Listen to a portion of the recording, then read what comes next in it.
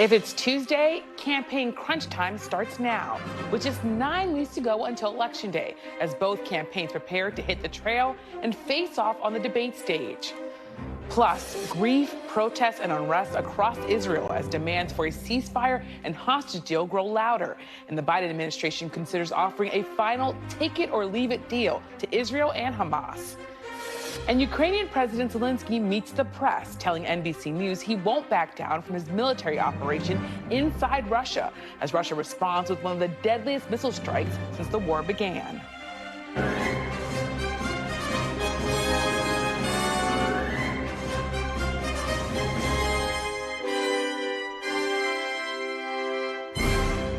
Welcome to Meet the Press Now. I'm Yamiche Alcindor in Washington. There are just 9 weeks to go until Election Day, and the first presidential debate between Vice President Harris and former President Trump is in just 1 week. With that on the horizon, both candidates are kicking off the final stretch of the campaign with very different strategies. Former President Trump was off the campaign trail over Labor Day weekend, and his opponent hit key battlegrounds, using the holiday to amplify her economic message. Vice President Harris appealed to union workers in Pennsylvania while campaigning alongside President Biden for the first time since she became the nominee. At the event, President Biden heaped praise on Harris in an emotional tribute to his potential successor. It really is all about the dignity of work. And if you care about the dignity of work, there's only one person you have a rational choice with this time. And that's Kamala Harris. And she has a backbone like a ramrod.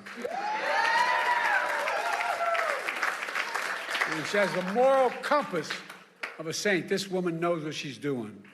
Folks, I promise you, if you elect Kamala Harris as president, it'll be the best decision you will have ever made.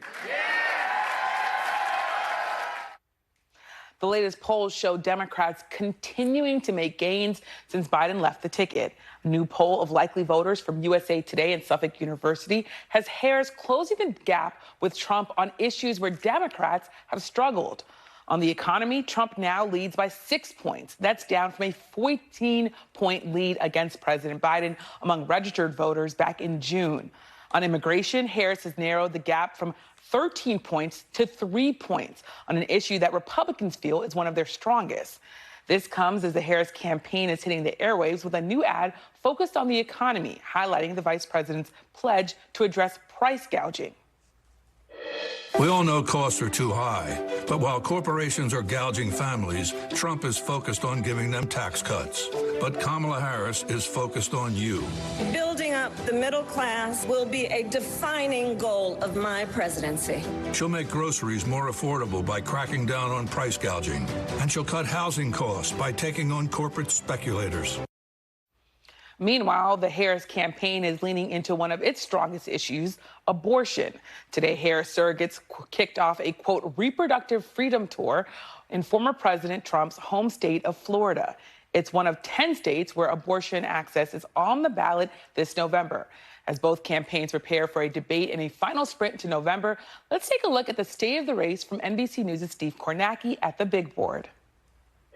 All right, Yamiche, a couple ways to look at this race as we come out of the Labor Day holiday nationally. This is the average of the major recent national polls, and you see Kamala Harris with a 3-point advantage over Donald Trump. A couple ways you could look at this. If you're a Democrat, you're obviously happy that Harris is ahead of Trump. You're also happy that this is an improvement from where the race was when Joe Biden was the Democratic candidate. He'd pretty much been trailing Donald Trump all year in the polls. So a reversal of that with Harris as the Democratic candidate. But if you're a Republican, you're not necessarily despairing when you look at these numbers. In fact, you could probably take some solace in them because Donald Trump is no stranger to being in this position on Labor Day. In fact, this position, being down 3, is better for him than it was the last 2 times he ran. In 2016, he was down on average by 5 points to Hillary Clinton at this point. And of course, he came back to win that election. And in 2020, he trailed Joe Biden by high single digits at this point. Trump didn't win in 2020, but of course,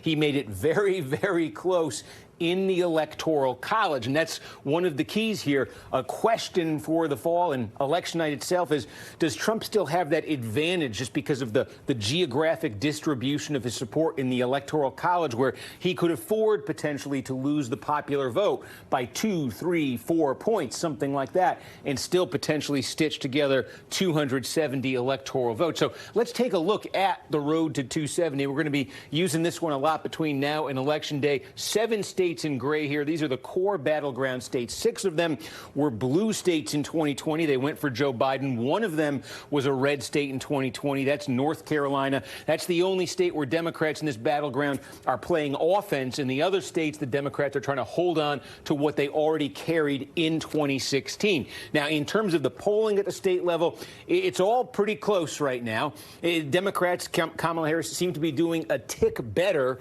in the 3, let's call them Great Lakes states, in Wisconsin, Michigan, and Pennsylvania. Now, that's probably the most direct path for Harris if she's going to get to 270. Let's just play it out. If she were to hold those 3 states, Wisconsin, Michigan, and Pennsylvania, there you go. You see it. She's at exactly 270 electoral votes. This would also require her, by the way, to hang on to that 1 congressional district around Omaha, Nebraska. They give out the electoral votes by district there. Biden had carried that in 2020. It's a district, very suburban. It's a lot of demographics that have been favoring Democrats. They would need to hold on to that, too. But that would be 270 electoral votes. Now, where it gets dicey for Harris is, while I say the polling's been a tick better for her in these states, and it was a tick better for Biden when he was the Democratic candidate, too. These are also states, Wisconsin especially, where we saw, and Michigan, too, where we saw some of the biggest polling misses in 2020 and even back in 2016. A lot of theories why, but these states are demographically similar in that they have large blue-collar, white populations. And the question there is, are pollsters able to reach necessarily all of the sort of a representative sample of the Trump supporters from that demographic in those states? It's been an issue before. If it's an issue again, then it gets tricky for Harris, especially if she were to lose. Let's see this one here, Pennsylvania.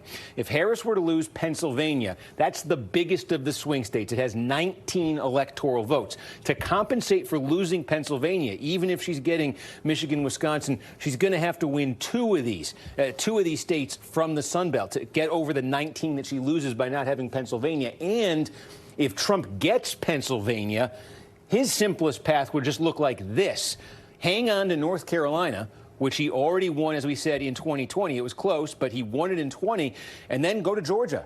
The margin in Georgia in 2020 was just about 12,000 votes, just under 12,000 votes. The polling for Trump, when you look at all of these different battleground states, it's tended to be the best for him or close to the best for him in Georgia. Extremely close, but if Trump were to do that, Pennsylvania, hold North Carolina, get Georgia, and there you see it, he'd be at exactly 270 electoral votes. So those are probably the most efficient paths for each candidate to get to 270. But you can see there's all sorts of other combinations that are possible. And the good news is we got more than 60 days to go through all those possibilities. So we are just getting started. And thank you so much to Steve Kornacki for breaking all that down. Let's now bring in more of our NBC News colleagues. Marissa Parr is in Florida following the Harris campaign's reproductive freedom bus tour. Kelly O'Donnell has more on the Harris campaign strategy from the White House. And Garrett Hake is following the Trump campaign, and he's here with me on set. So thanks all of you for being here. So Marissa, I want to start with you. Florida is no longer a swing state when it comes to the presidential election. So why is the Harris campaign launching a bus tour in that state right now? And what have you heard from folks on the ground? Hey, Amish. Well, I'll start by saying it may look like I'm standing outside of just a regular building, but this is where the event was earlier today. That giant bus that we've been seeing video of with reproductive freedom written in the largest of letters was parked right outside of this building earlier today. And it is already on its way to the next leg of the tour, which is in Jacksonville, Florida. So it is not coincidence that they chose Florida for the first 2 stops of this, specifically here in Palm Beach County. Amish, we're only 10 miles away from Mar-a-Lago. Of course, that is the former President Trump's home. And this was something that was mentioned several times, and there's a couple of reasons for that. But one of them being we have Amendment 4 on the ballot. You mentioned roughly a dozen states that either already have abortion rights on the ballot or are still considering that. And so we had a 15-week abortion ban that was overturned to the current 6-week abortion ban. But the Florida State Supreme Court simultaneously decided in May that Amendment 4 would be on the ballot. So what that means is if 60% of Florida voters decide to pass this, then abortion rights would be protected until, quote, viability, which is roughly 24 weeks here. So one of the reasons why they stressed coming to Florida for those first 2 stops is to really do a full court press on Amendment 4, which, of course, we know is a big part of the campaign here for 2024. But the other part here that I thought was interesting, when you look at the Harris-Walz campaign key battleground states, Florida's not among the 7 that they're really targeting here, but they still chose to be here partially to show that they are confident that Florida is still in play for Democrats. This is something that I asked Senator Amy Klobuchar about earlier today. I want to take you to a little bit about what we heard. You see Democrats, Republicans, independents galvanized by this, just as they were in Kansas, in Wisconsin, in Ohio, in Alaska. It really brings people together across party lines. So this is really the great place to begin this bus tour. You have something like an amendment measure like this on the ballot, and that really turns people out to vote because they believe, you know, this is my future, particularly women who think, I'm just not going to stand for this anymore. And I will add this, Yamiche. The Florida comms director for the Harris campaign tells me that Florida saw the, quote, largest surge of volunteers signing up after Harris became the nominee, announced that she was going to be throwing her hat in the ring for November. And so this was, I'm told, a big part of the reason why they chose Florida to kick off the campaign here, even though we have seen that Democratic erosion in previous election cycles, both presidential and midterm. Yamiche. Great. Well, that's, of course, great reporting, Marissa. Kelly, as we heard just now from Marissa, the campaign is clearly leaning into one of their strengths, which, of course, is talking about abortion and reproductive freedom. How did yesterday's joint event in Pittsburgh play into the campaign's overall strategy when it comes to the economy? Well, certainly focusing on labor and on working Americans. They want to really stress that they believe that Kamala Harris has a plan to lower costs, and she's talked about that through things about price gouging, which gets some pushback and reaction over where that really, how effective a policy that would be. But they want to emphasize that she is very aware that costs for Americans are among the top priorities, if not at the very top. So being with President Biden on the trail, which we saw in Pittsburgh and we'll see again in some key places, is one of the ways where they want to show that the vice president is able to focus on this issue and to try to connect. She talks about her own middle-class background, talks about the kinds of jobs that she has to relate.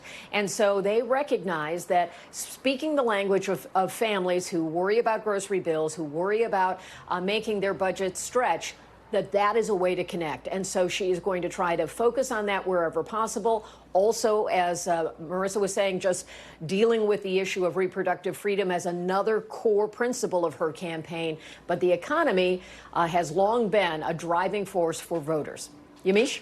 And while you're talking about sort of the way that they're talking to people and trying to connect with voters, in both Pittsburgh and Detroit, we heard Vice President Harris call herself the, quote, underdog. It's a message that we've heard from the campaign overall. At the same time, the campaign is touting its advantages in momentum, in fundraising, in infrastructure. Why do they feel like that message of calling themselves the underdog is a winning message here? Well, I think they want to keep the focus on activating those voters who believe that her candidacy either sparks something new with them, or issues like reproductive freedom or the economy, or the differences between the two campaigns, Trump and Harris, can get people out to vote. And they are concerned that in states where there will be a narrow margin, and they expect that in some key battleground states, those who stay home could be decisive. And so they want to portray as much as possible that even though they have strong showing, strong support, strong fundraising, that it will take grinding out the work week by week in the remaining 9 weeks to guarantee that they can do as much as possible to drive up their voters and to encourage those who have been less interested in the election, perhaps had been Trump voters at some point or Nikki Haley voters, to entice them to come on board for Harris and Walz. So underdog is something they believe puts her in a good position to try to connect to those voters who want to feel like they're being asked to participate. Yamiche? Yeah, and Kelly, as you said, the remaining 9 weeks, my head almost spun because I thought, oh my gosh, it really is 9 weeks. But of course, in that 9 weeks, we're going to see the first debate between Trump and Harris. It will take place, as we said, a week from now. So there's been some back and forth on the rules of the debate. Where do you things stand right now? Well, as far as the debate, she is preparing, and the expectations are that the rules will be a lot like they were for the CNN debate June 27th, which presumed to be really pivotal in changing the dynamics of this race and effectively forcing President Biden to consider his own future. So that includes things like they can't sit, they can't have notes, expecting the microphones to be muted when the other person is not speaking. So you would not have the free-for-all that we've seen in past kinds of debates. And certainly for Kamala Harris, a different candidate than Joe Biden, she has been advocating publicly for wanting the microphones on the whole time in order to allow for those unpredictable moments. At this point, we don't have an indication that it will go her way on that, but meeting for the first time in person with Donald Trump will certainly be notable in and of itself. It would certainly be notable. Thank you so much, Kelly O'Donnell from the White House. And Garrett, thanks for coming here on set with me. Of course, Labor Day is this time where you see oftentimes, campaigns ramp up. But Former President Trump, he's been off the campaign trail for the last couple of days. Is there a sense of urgency you're picking up there from your sources? Not that I can tell. I mean, it's really striking. The pool's closed. The weather's getting a little bit crisp. You expect to be out on the trail, but we're not really seeing it from the Trump campaign. The sense I get is that they are basically treading water until this debate. I mean, I keep being told by Trump sources they're going to increase the pace. He's going to be out on the trail more. We're going to see a more aggressive campaign, but we haven't seen that from Trump. We didn't see J.D. Vance or Trump really at all this weekend, and we're not seeing it from surrogates. There's not been a functional equivalent of that bus tour that Marissa Parra was just talking about. It's possible that the campaign wants to try to use the debate as kind of a pivot point around which to regain focus. They have said for a long time they thought Kamala Harris would have a honeymoon in the media and in the polling, but I've seen vanishingly little attempt from them to stop it up until now. Yeah, and as you bring up the debate, how is former President Trump sort of preparing? The sources have always said he's not really doing traditional debate prep. They've been saying that for years, but what are you picking up? Look, there is no Donald Trump at the podium. There's nobody dressed as Kamala Harris sort of doing the traditional back and forth like we typically would see when we think about debate prep. What Donald Trump does do, and I've experienced this to a certain degree, he's always on the phone with people. He's always bouncing ideas off people. He's sort of like field testing attack lines with Mar-a-Lago members, with staff members, with Tulsi Gabbard, who his campaign has brought on, who famously got under Kamala Harris's skin a little bit when they were on the Democratic debate stage 4 years ago. Gabbard, I'm told by a source, has been particularly helpful with the former president in taking his instinct to attack and then figuring out how to pivot, how to go beyond that. Don't just hit her with the nickname, but use that and then talk about what your administration did. So they're trying to polish his skills, but I will say Trump, as we know, has a very high opinion of his own ability as a debater. And, some of it earned after he sort of survived and Joe Biden got knocked out of the race after their last debate. He's not particularly interested in advice. He's interested in how to do what he thinks he does well better, if that makes any sense. Yeah, and Donald Trump having a particularly high opinion of himself is striking but not surprising in some ways. But I wonder, do you think that he still thinks he's winning this race, especially after President Biden has dropped out? It's tough to say. He still says he's winning. I mean, it was on a podcast today that I was listening to in which he was asked about, what do you do if it's a close win or a close race and the results are contested? He said, it's not going to be close. We're going to win in a blowout. That's what he continues to say publicly. But his actions don't suggest that. He seems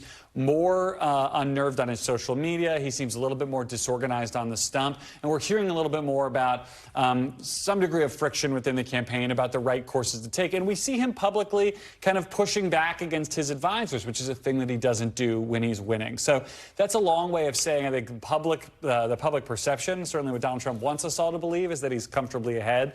But signs are, and we know that he's an avid poll reader, poll consumer, that he's at least aware of the data pointing the other direction. Whether he believes it or not, I really couldn't say. Well, I mean, this is the best window into Donald Trump's mind that we've gotten all day, so thank you so much, Garrett. And coming up, we'll have more on how this presidential race has changed, especially when it comes to some key groups of voters where Harris is making dramatic gains.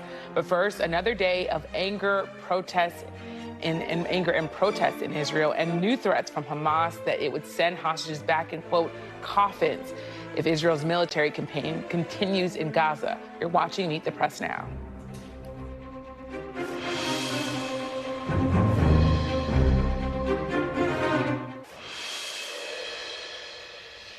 Welcome back. For a third straight night, protesters took to the streets in Israel. This was the scene earlier in Tel Aviv, with thousands of Israelis demanding Prime Minister Benjamin Netanyahu agree to a ceasefire deal. The protests come just 3 days after the IDF recovered the bodies of 6 hostages in Gaza, including Israeli-American Hirsh Poland. Meanwhile, the White House is also ramping up pressure on Israel, with President Biden publicly criticizing Netanyahu. And today, National Security spokesman John Kirby renewed the administration's sense of urgency. He told reporters, quote, "Clearly what happened over the weekend underscores how important it is to get this done as quickly as possible." NBC News International correspondent Raf Sanchez has more from inside a protest in Tel Aviv. Hey there, this is the third consecutive night of large-scale protests on the streets of Tel Aviv. These demonstrators demanding that Prime Minister Benjamin Netanyahu make a deal to bring the remaining hostages home. This is part of a wave of public anger sparked by the murder of those 6 young hostages in Gaza at the end of last week. But many of these people say they blame not just Hamas, but also the Israeli government for failing to bring those hostages home. I want to give you just a sense of the geography here. We're gathered outside of Israel's defense ministry, and we're standing on what is normally one of the busiest highways in Tel Aviv. Instead, it is now just a sea of flags and protesters, and these people are absolutely determined. You can see they're holding up lights now. Speaking right now is the father of one of the young Israeli soldiers who is being held in Gaza, is among the 101 hostages still there. And the question is, will these protests force Netanyahu to change course? Back to you. And our thanks to Raf for that reporting. And joining me now is Aaron David Miller, a former senior advisor at the State Department for Arab-Israeli negotiations. He's now a senior fellow at the Carnegie Endowment for International Peace. So thank you so much for being here. So do you think the Biden administration should present a take-it-or-leave-it ceasefire deal at this point? You know, I've been involved in Arab-Israeli negotiations, particularly Israeli-Palestinian negotiations, for the better part of 2 decades. Take-it-or-leave-it propositions when it comes to core issues, when 2 parties are involved in an existential or near existential struggle, is not a wise decision. Let's assume the administration presented take it or leave it. At best, you're going to get a yes, but. That's at best from both Hamas, Yahya Sinwar, and the Israeli Prime Minister. And then what does the administration do? They revert to one more last chance, essentially. So no, I don't think it's wise that they cast this as take it or leave it, because the reality is it'll be leave it.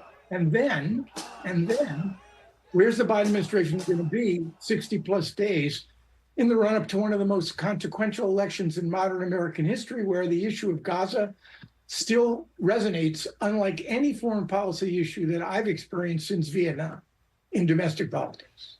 When you put it that way, it really underscores sort of this moment.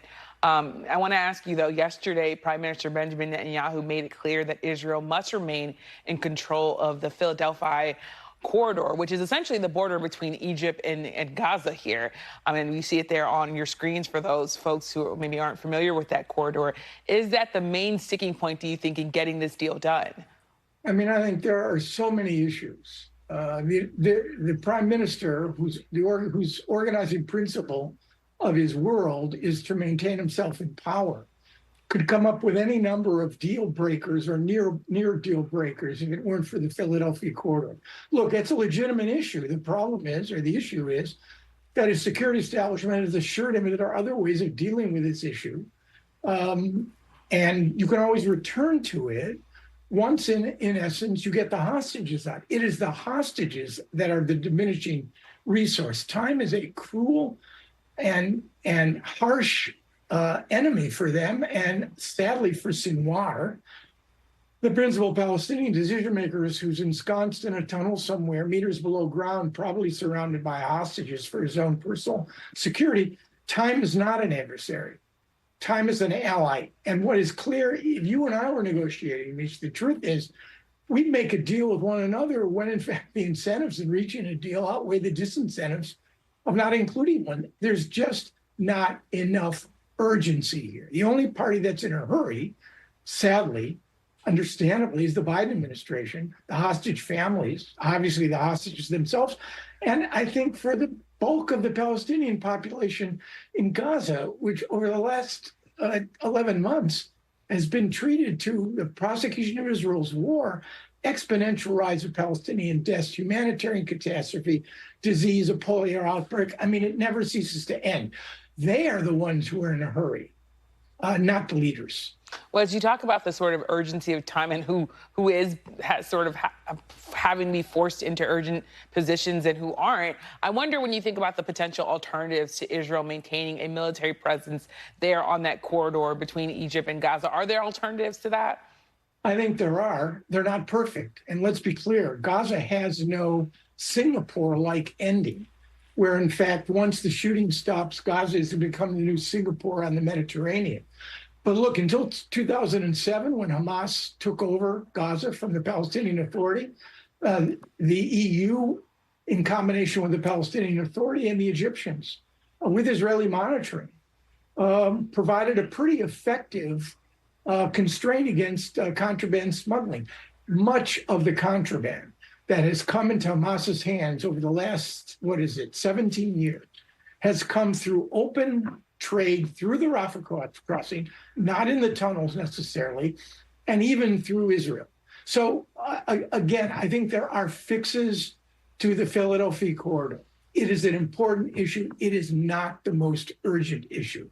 The most urgent issue is the redemption of the hostages, the ones who remain alive, and the ones who sadly and cruelly have either been killed on October 7, their bodies brought back to Gaza for Hamas to trade, they died in captivity, or from Israeli-friendly fire. Yeah. I also want to ask you, as we talk about this, President Biden. He said Benjamin Netanyahu is not doing enough to try and secure a ceasefire deal. Netanyahu says the responsibility really now lies with Hamas. What's the reality here? Do you agree with what we're hearing from President Biden? Oh, I agree that the president, who's dealt with Netanyahu for decades, basically is frustrated, angry, and probably persuaded that Benjamin Netanyahu is a sort of a con man. At the same time, it is not one-hand clapping. If this were a conflict between Egypt and Israel, the United States would have, as has had in the past, much more leverage, much more opportunity margin to pressure the Israelis. But it is not a conflict between Israel and Egypt. It's a conflict between Israel, the most right-wing government in Israel's history, admittedly, and an organization that's the embodiment of an idea, which is the replacement of the state of Israel by an Islamic state. It took hostages on October 7. It engaged in widespread sexual predation and mutilation. It just executed 6 hostages, including 1 American. So given that, it's really hard to imagine this administration or any administration, I work for Republicans and Democrats, pressing the Israelis and identifying them as the source of the problem. They are not the only source. This is an equal opportunity employer. Neither Sinwar nor Netanyahu right now sees any kind of urgency in this deal.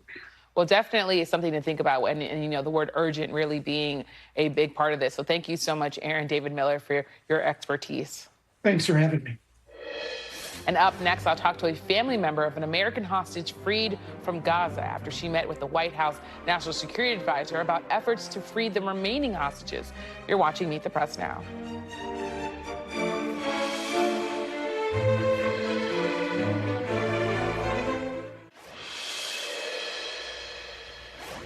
Welcome back. As we mentioned, the Biden administration continues to act with urgency to try to get Israel and Hamas to agree on a ceasefire and hostage deal after 6 hostages were murdered by Hamas in Gaza, including American Hirsh Goldberg, Poland. And Hamas now says its militants are operating under new instructions on how guards should handle hostages if Israeli forces approach their locations. That is further raising concerns about the safety of the 101 hostages still in Gaza. Joining me now is Hirsh Naftali. She is the great aunt of released American hostage Abigail Mor Edan. She was also part of that meeting between National Security Advisor Jake Sullivan and American hostage families earlier this week. Thank you so much for being here. So it's been almost 10 months since little Abigail was freed and returned home. How is she doing? Well, first, thank you for having me. And, Abigail's return is a miracle. The fact that she came back to our family. I don't say she came back home because she didn't come to our home. As you see right now, her parents in that photo, they were murdered. So she doesn't have a mother and a father. They were murdered on October 7th by Hamas terrorists in front of Abigail and her sister and her brother. So she can't go back to her house because where they lived was destroyed by Hamas terrorists. So she is safe. She is with family. She is loved, and she is being taken care of. But when we think about what a child at 3 years old should experience and her brother and sister at 6 and 9, it's just devastating. And we are doing everything that they'll have a beautiful life. But what they experienced on that day and what is part of them for the rest of their lives is just beyond and tragic. Certainly beyond tragic. Thank you for telling us about her. And I understand the idea of her not being able to return home, but it's beautiful to hear that she's being taken care of and loved by your family. So thank you for sharing that.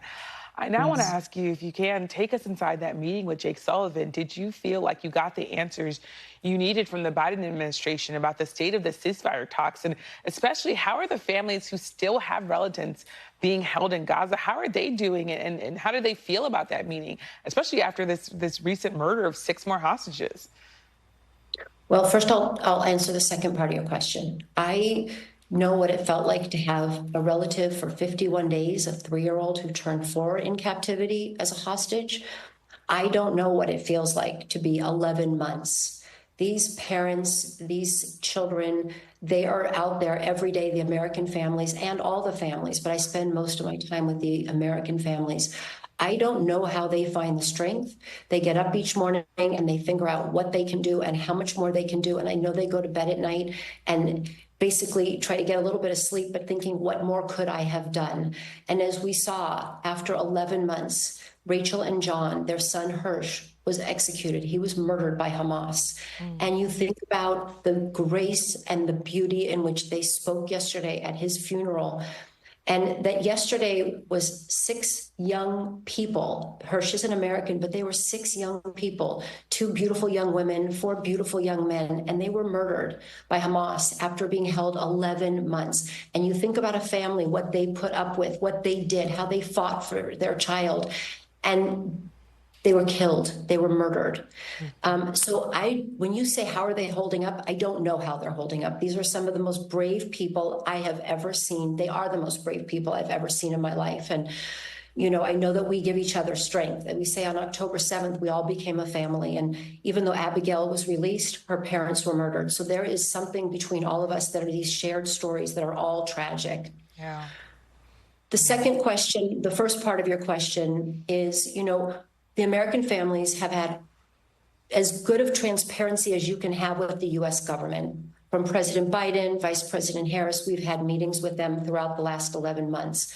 But we've also had consistent meetings with Jake Sullivan for the last 9-10 months. And we've had 15 meetings. Many of them have been in person, and the ones when we haven't been able to be together have been virtually done. And the one thing that I will say is that we understand there is a deal. There is a deal that has been since May 31st, when President Biden announced a deal. It is still that same framework, and it came from what Prime Minister Netanyahu had presented as a deal. It had already been and has been approved in this form, in a general form, by Hamas. So what we've seen since May 31st until now is this dance between these two, and I don't mean to call it a dance in a nice way, but where one agrees and the other doesn't. One adds something else and the other refuses it.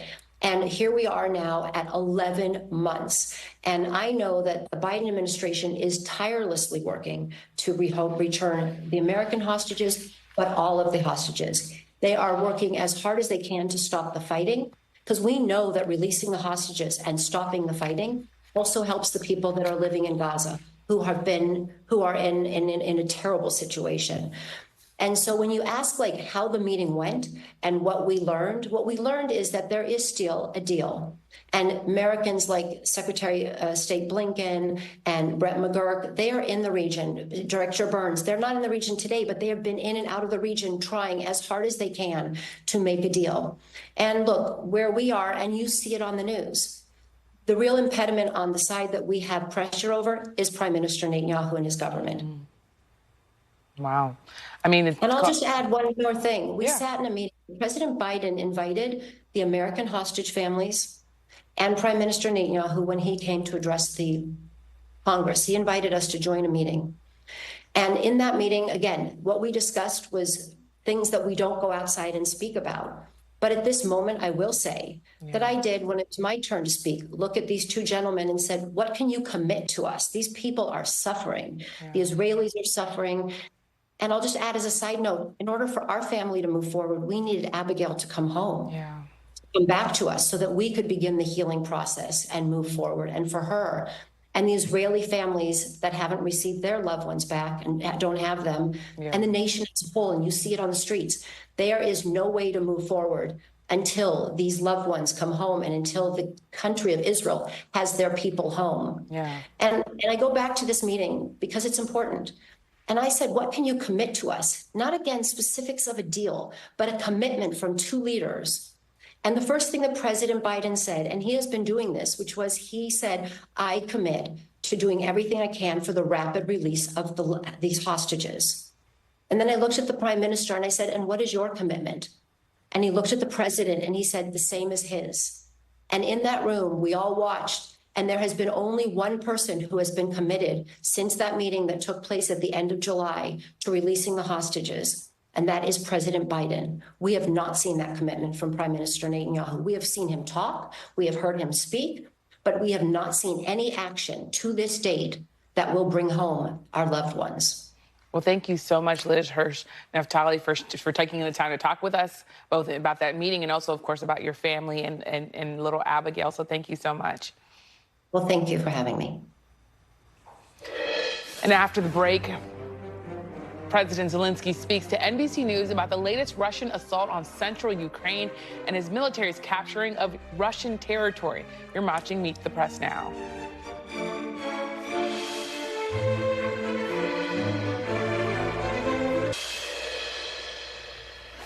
Welcome back. Ukraine is reeling after a Russian strike on a military training facility killed at least 51 people and injured more than 200 others, according to officials in Ukraine. It appears to be one of the deadliest strikes on Ukraine since the start of the war more than 2.5 years ago. The country's interior minister said rescue workers have contained the fire and are now working to clear the rubble. This comes as President Zelensky sat down with NBC News' Richard Engel in Ukraine for a wide-ranging interview on the war, including that deadly strike. A real major attack in the city of Poltava today. What can you tell us about what happened?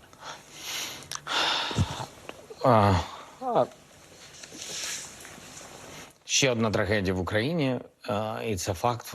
That's another tragedy in Ukraine. The Russians struck. The missile flew some 3 minutes, and people didn't have time to go to shelter. And now Many of them were wounded or killed just at the time of going to the shelter.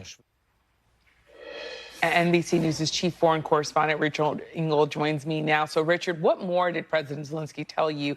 And did he provide any new details about Ukraine's strategy in Kursk? That, I think, was perhaps the most interesting part of this interview. Of course, him reacting to the explosions in Poltava was timely. It happened just as we were sitting down for the interview. Word of this attack was released by authorities there. But most of the 1 hour sit down was focused on Ukraine's strategy, because just a few weeks ago, Ukrainian forces crossed the border and in this surprise move took a piece of Russia in the Kursk Oblast and took about 500 square miles of Russian territory, flipping the script on Russia. Instead of Ukrainian forces fighting for this city where I am right now, fighting for Kyiv, fighting for other parts of Ukraine, particularly out in the east, now it's been Russian forces digging trenches, sending in reinforcements, calling up conscripts. And Ukrainians here have been very pleased that they gave Vladimir Putin a bit of the medicine that they've been forced to swallow over the last 2.5 years. But the question is, what do you do now? And that's one of the first things that I asked President Zelensky. What's next? Now you've captured this territory in Russia. So the big question is, what do you plan to do with it? Нам не потрібна російська територія. Я це завжди. We don't need the Russian territory. Our operation is aimed to restore our territorial integrity. We capture Russian troops to replace them with the Ukrainian. We tell them, we need our military soldiers in exchange with the Russian ones. The same attitude is to the territories. We don't need their land. Is the plan to take more territory? I will not tell you. Sorry, I can't speak about it. It's like the beginning of this Kursk operation. With all respect, I can't speak about it. I think that the success is very close to surprise. But conceptually, you have this territory now. You say you don't want to keep it long term. Conceptually, we will hold it. Conceptually, we will hold it. And the question is, can Ukraine hold it, and for how long? Because this country does have limited resources, it has limited manpower. It is dependent on the United States primarily for financial support, for military support, for weapons. And this is a different kind of operation. Occupying land in a hostile country with a potentially hostile population is very different than defending your own borders from an outside attack with almost limitless domestic support and limitless goodwill. So it will be, I think, an open question how long Ukraine will be able to hold this territory and keep up its defenses in the east and try and defend against attacks like the one Russia launched today in Poltava, which, by the way, is just over the border from the Kursk Oblast. So it could very well have been Putin's reprisal, or part of Putin's reprisal, carrying out this attack just opposite from the region that Ukraine not only occupies, but according to the president, will occupy for an indefinite period of time. Yeah. Well, stellar reporting as always, Richard. Congratulations on doing a timely interview. Thank you so much. And still to come, we're 63 days out from the election, and anything can still happen. The stakes and what to watch for as we enter the final stretch. The panel's next. You're watching Meet the Press now.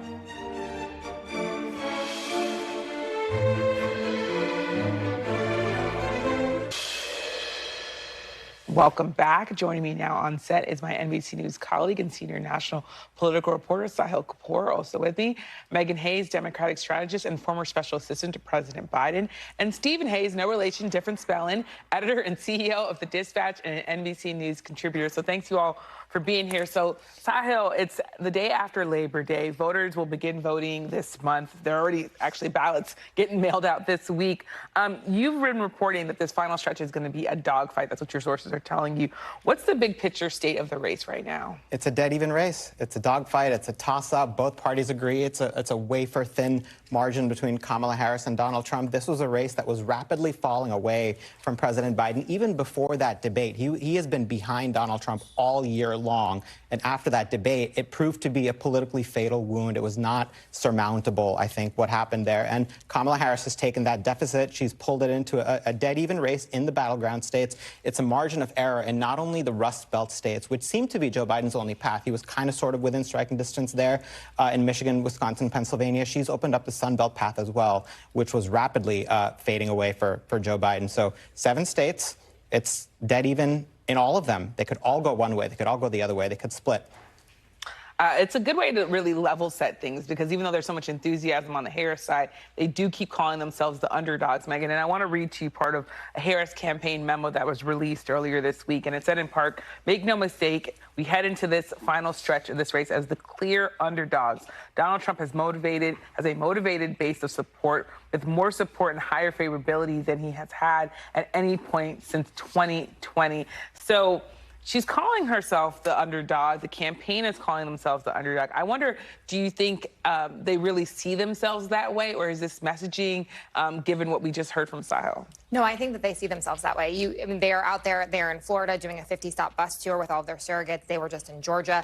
They're hitting the trail every day. There's many more announcements of Governor Walz and the vice president being out on the campaign trail. I think that they are taking this extremely seriously, and they want to get out there and talk to voters at every turn. So I do think that they see themselves as the underdog. I mean, I've worked with Jen. I've worked with this team before, and they would not be saying things like this if they were not genuinely serious about taking this and talking to every single voter seriously. But there's obviously the enthusiasm. There's the money. There's so much money. They're even giving money to down ballot races, right? There's like an excess of cash. So talk about how is this sort of the glass half full, the glass half empty? Is this sort of just looking at polling, but they're even with their resources the way they are? I think that they got an incredible bump when the vice president took to the top of the ticket with organizing and with raising money, which is incredibly helpful now that they are able to give to down ballot races. That's a really great problem to have, to be able to spread the wealth around to people in this way. But I do think that they will use every dollar on ads, on air, on organizing.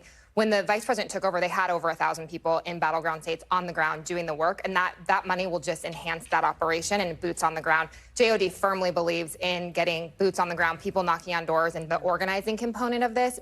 So they will use that money wisely in that way. Yeah. And Stephen, I mean, there are Republicans who have said, just wait for the honeymoon period to be over, wait for it to be over. It's been 6 weeks. Do you think that there's really a honeymoon that's ending, or do you think that this is just sort of the way the race is going to be? No, I think she's had a very successful month. I mean, this is probably one of the better months that you've seen from any presidential candidate of any time in recent memory. I'm not sure it's going to come to an end. I think she has friends and fans in the media to a certain extent. She's getting away with not having to sit down for interviews in a way that I don't think Republicans would be able to. But more broadly than that, she's done, I think, a very effective job of avoiding taking the kinds of positions that she took in 2019. If you look at what she did in 2019, she was running in a Democratic primary appealing to progressives. If you look at what she's doing now, she's doing everything she can to blur those views, certainly. To some extent, I would say that the views that she advocated during the Biden administration. But I mean, if you look on a couple of the main issues, you've got Kamala Harris now, in effect, running ads suggesting that she would be the one who's really tough on the border. I was just in Wisconsin for several days. You can't watch television without seeing those ads. And you've got Donald Trump arguing that he is the protector of reproductive rights for women. So you're seeing this blending of messages and sort of a blurring of these policy distinctions. A fascinating way when you put it that way. Sahil, I want to put up some numbers for you from this USA Today, Suffolk University poll. You have black voters. They were in June plus 47% for President Biden. Now they're plus 64% in August for Vice President Harris. But then when you look at Hispanic voters, plus 2% in June for Trump, now plus 16% for Harris. Voters 18 to 34 years old, plus 11 for Trump, plus 13 for Harris. That last one hurts a little bit because they cut it off at 34. We thought we were young voters, Sahil, but we're not apparently.